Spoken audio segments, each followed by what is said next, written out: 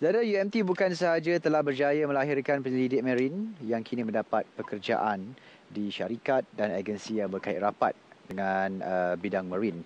Dan pada masa yang sama, menjadi salah satu sumber rujukan bagi pemantauan alam sekitar serta biodiversiti di Malaysia, termasuklah aktiviti-aktiviti kesedaran dan pemeliharaan ke atas ekosistem marin. Dan bercakap berkenaan dengan peranan UMT dalam menepani isu dan cabaran lautan negara, kita bersama dengan Profesor Teknologis Dr. Muhammad Fazil Muhammad Akhir, Pengarah Institut Oceanografi dan Sekitaran INOS, juga Profesor Madya Dr. Hasrizal Syahari, Pengarah Pusat Perkhidmatan Pendidikan dan Lapangan PPL, duanya dari Universiti Malaysia Terengganu. Assalamualaikum.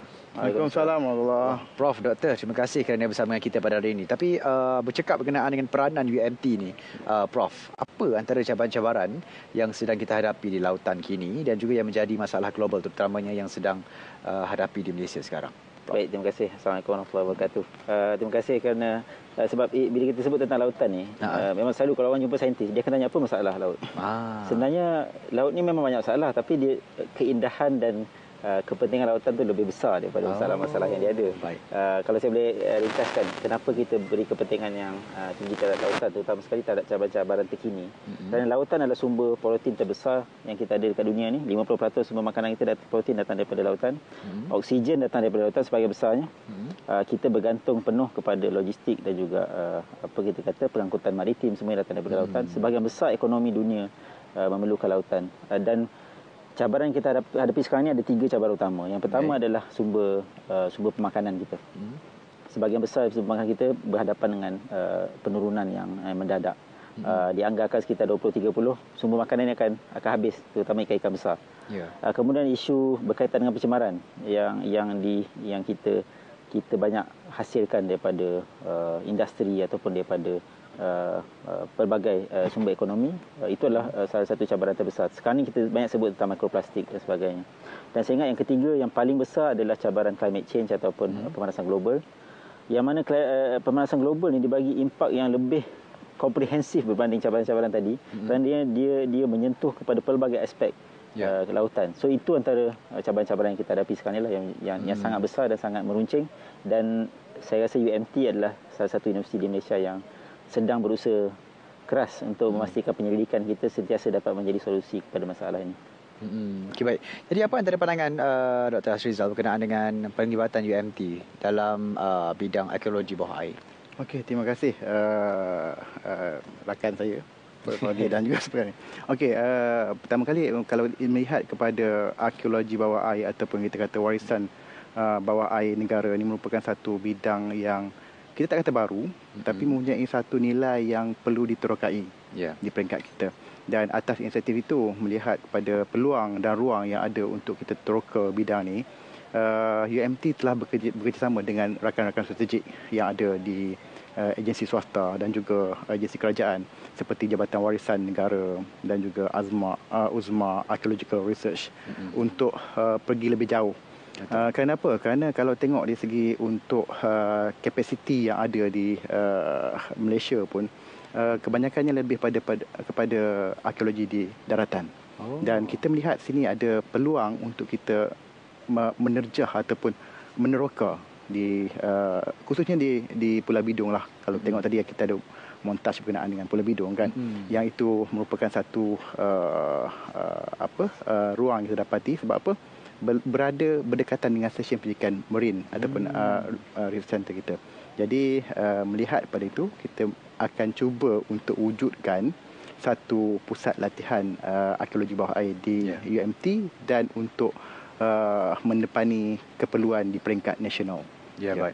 Jadi kalau kita lihatkan sekarang ini memang kaya dengan sumber alam dan juga lautan itu sangat indah sebenarnya. Tapi dengan pelbagai cabaran yang kita hadapi di dunia sekarang ini, seperti perubahan iklim, pencemaran lautan yang sangat meruncing, sejauh mana pendidik kita terlibat dalam kajian yang mampu beri impak kepada dunia? Mungkin di INOS ada kajian yang sudah memberikan kepentingan kepada kelestarian lautan negara. Ya, saya sebenarnya cuba nak beri sedikit gambaran sebab kajian lautan ni dia selalunya dipelopori oleh sebahagian besar negara-negara besar dekat dunia macam US, UK, Eropah dan Australia, Jepun. Tetapi negara-negara seperti kita lah di kawasan tropika, Malaysia, Indonesia dan sebagainya, kita sedikit kurang berbanding mereka. Tetapi pada masa yang sama, isu-isu berkaitan dengan lautan ni, walaupun lautan ni tidak ada sempadan, dia selalu impak yang kerosakan yang berlaku dekat tempat lain boleh memberi impak juga kepada kita. Jadi kita memerlukan satu kajian yang berbentuk lokal yang boleh memberi impak direct kepada masalah atau isu-isu yang kita hadapi dekat di kawasan kita. Saya ambil contoh mudah.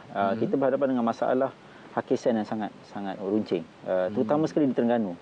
Di sebahagian kawasan, terutama sekali tidak jauh daripada UMT, kita kehilangan lebih kurang hampir 60 meter kita punya pantai kerana masalah kita kata hakisan pantai.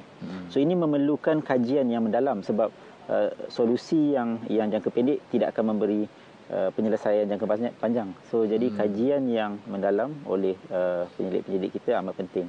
Itu salah satunya. Yang kedua, kita ambil contoh isu pencemaran yang menyebabkan impak kepada terumbu karang, yang merupakan salah satu komposisi penting kepada pertumbuhan, kita kata pembiakan ikan dekat kawasan di mana-mana lah, terutama sekali di negara kita.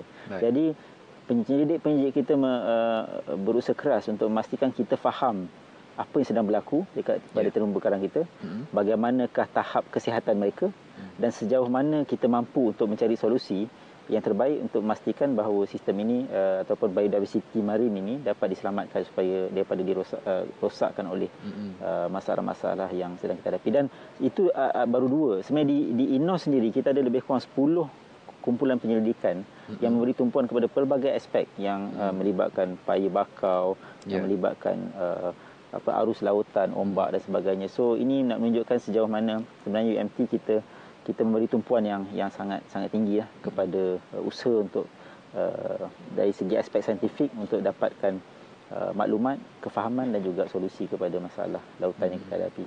Okey, baik. Jadi kalau kita ikutkan UMT itu sangat luas cabangnya kan. Ya, betul. Kalau sekiranya mengikut laporan-laporan di akhbar-akhbar terdapat 10 bangkai kapal di perairan negara yang dikenal pasti. Adakah semuanya, Doktor, sudah diekskavasi? Okey, yang menariknya kalau kita lihat daripada rentetan atau kronologi yang berlaku sebelum-sebelumnya, proses dipanggil salvage ataupun penyelamatan artifak di dasar lautan ni daripada 10 kapal yang dinyatakan didadak kapal, lebih pada penyelamatan. Tiada satu kaedah ataupun scientific method yang digunakan untuk menaikkan artifak-artifak tu daripada dasar laut. Jadi pada tahun 2017 kita mengambil inisiatif untuk menggembling satu kerjasama dengan rakan strategi kita untuk mengadakan satu ekskavasi ataupun ekskavasi saintifik di mana kita mengikut protokol yang dikeluarkan oleh United Nations.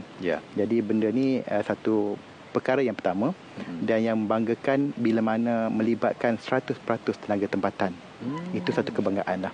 Kalau sebelum ni lebih kepada menggunakan konsultan ataupun konsultan luar untuk menyelamat. Jadi kemungkinan berlakunya ketirisan ataupun tidak semua pelaporan dari segi artifak-artifak dilaporkan. Jadi macam kita sekarang pada tahun 2017 bila mana kita melibatkan juga Jabatan Warisan sebagai pihak yang buat autoriti, menjadikan bahawa kerja ini berlaku secara transparent ataupun lebih kepada tiada benda yang untuk kita selindungkan. Jadi setiap jumpaan-jumpaan itu dilaporkan dan direkodkan dengan baik, dan kita juga melakukan perawatan kepada artifak-artifak. Dan kita pun pada dalam tempoh seminggu ni kita akan satu pameran berkenaan dengan The Artifact of Bidung Shipwreck ni di Kelantan bersempena dengan Hari Museum Sedunia Peringkat Kebangsaan. Itu antara benda-benda, maksudnya kita dah melakukan kerja-kerja ekskavasi, kemudian kita lakukan perawatan dan kita pamerkan untuk tatapan awam. Jadi benda ni satu kesinambungan yang kita boleh kongsi bersama secara ilmiah dengan masyarakat tempatan. Itulah bagi saya, kalau tengok dari segi keterlibatan UMT itu dalam aktiviti begini, memang kita berasa kita terhadapan dengan bantuan rakan strategik lah. Apa antara kepentingan, Doktor, ekskavasi kapal karam ni? Mungkin ada Malaysia Menerusi Universiti ada yang serius dalam perkemaskan sejarah negara menerusi pembabitan dalam ekskavasi kapal ni. Ya, kalau kita tengok bukan sahaja kita tengok dari segi aspek literature, kita kata sains sosial kan, dari segi sejarah dan sebagainya. Sebenarnya dia juga mengaitkan juga dengan aspek sains sebenarnya. Bila mana kita tengok dari segi pelayaran ataupun aktiviti perkapalan dahulu, di mana bergantung kepada angin. Kita katakan angin perdagangan lah, trade wind kan, iaitu monsun timur laut dan juga monsun barat daya. Di mana bila mana untuk berlakunya proses perdagangan daripada semenanjung Malaysia ataupun semenanjung Tanah Melayu ke Indochina bergantung kepada monsun barat daya. Dan untuk pulang kepada semenanjung Tanah Melayu ni ataupun Meliak ke Pelagos ni, dia menggunakan monsun timur laut. Dan kita dapat bayangkan ketika monsun timur laut ni keadaan laut yang bergelora dan keadaan permukaan yang tak dari segi kekuatan arus yang tinggi, kemungkinan menjadi faktor-faktor bila mana menyebabkan kapal-kapal itu karam. Ya, itu antara hipotesis awal berkenaan apa yang menyebabkan kapal-kapal itu karam di perairan. Okey, baik. Ya. Baik. Terima kasih, Doktor. Kita kembali balik kepada Prof Azil berkenaan dengan kelautan juga. Kerajaan sekarang sering memberi penekanan terhadap peranan universiti sebagai medium membantu industri terhadap dalam menyediakan solusi yang mapan. Jadi bagaimana keterlibatan industri yang berasaskan lautan ini dan kerjasama INOS dalam konteks ini? Mungkin ada sedikit harapan dan juga pandangan Prof sendiri terhadap.